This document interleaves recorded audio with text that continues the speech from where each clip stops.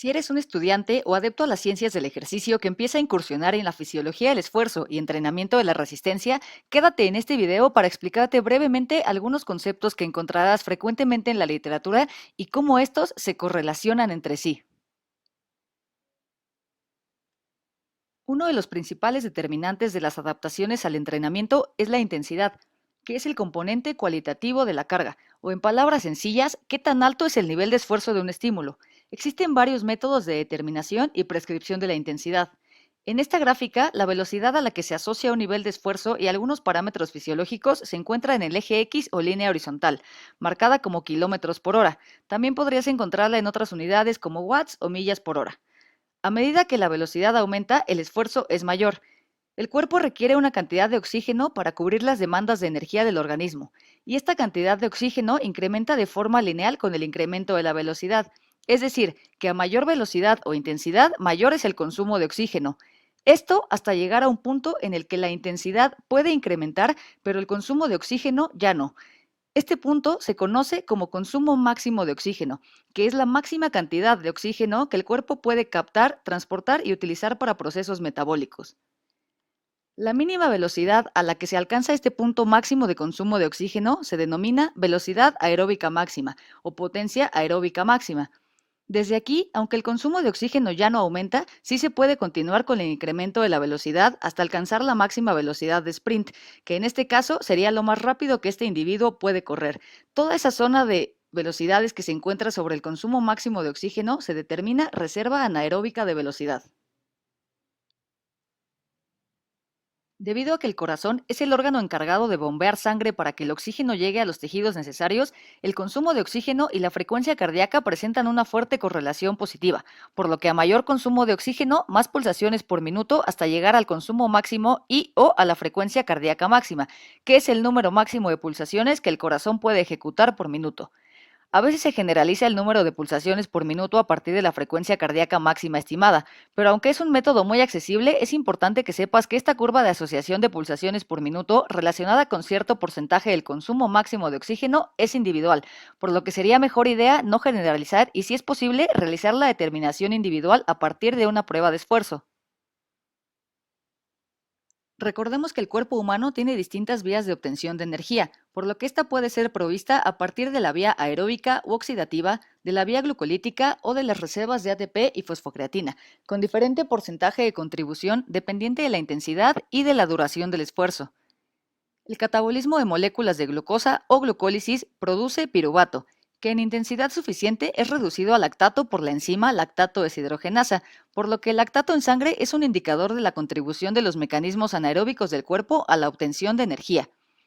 En reposo, el nivel de lactato en sangre es de aproximadamente entre 0,5 y 1 milimoles por litro. Conforme la intensidad del ejercicio se incrementa, el nivel de lactato lo hace también. La producción de lactato se acompaña de un proceso de eliminación o aclaramiento del mismo. Cuando la concentración de lactato aumenta 1 milimol por encima del nivel basal, y puede haber diferentes metodologías de determinación, se encuentra el primer umbral de lactato o umbral aeróbico. Vas a encontrarlo como UL o LT por sus siglas en inglés, que representa la intensidad del ejercicio a la que la tasa de aclaramiento del lactato presenta una cierta limitación, y esto implica el incremento inicial y continuo del lactato en sangre.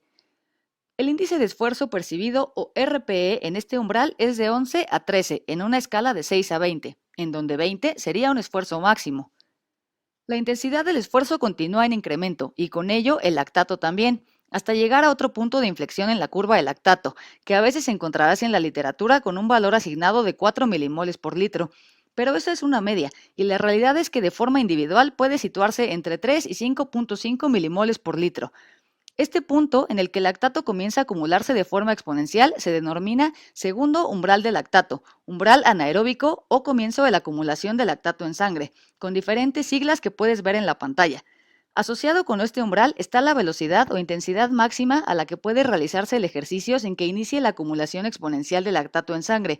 y que puede ser sostenida por un tiempo prolongado antes del agotamiento.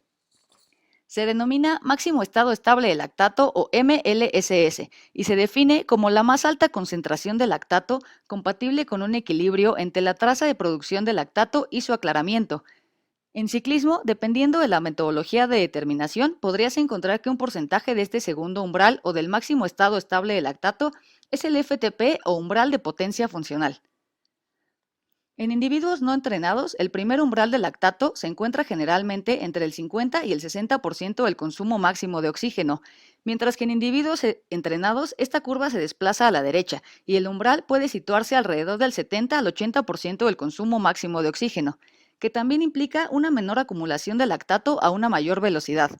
También hay que saber que el lactato puede continuar acumulándose en sangre hasta el agotamiento, llegando a un nivel máximo determinado por varios factores, que puede encontrarse usualmente en un rango de entre 15 y 25 milimoles por litro.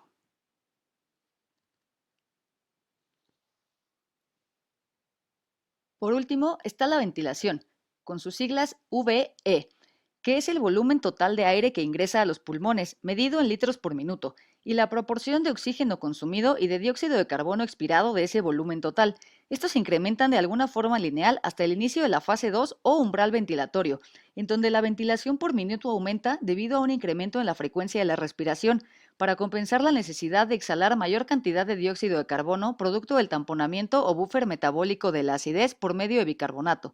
El segundo punto de inflexión, con incremento en la ventilación y aumento del cociente de ventilación dióxido de carbono, se denomina segundo umbral ventilatorio, o VT2, o umbral de compensación respiratoria, en el que el incremento de la salida de dióxido de carbono que se produjo en la fase anterior ya no alcanza a amortiguar la acidez producida por la intensidad del ejercicio.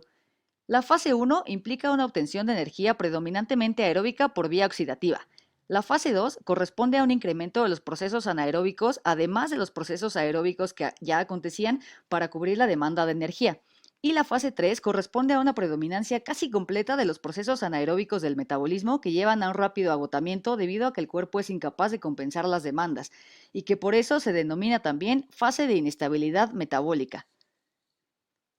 La determinación, precisión y utilización de los umbrales y zonas de entrenamiento depende del acceso a los instrumentos de medición, a personal capacitado para realizar e interpretar pruebas de valoración.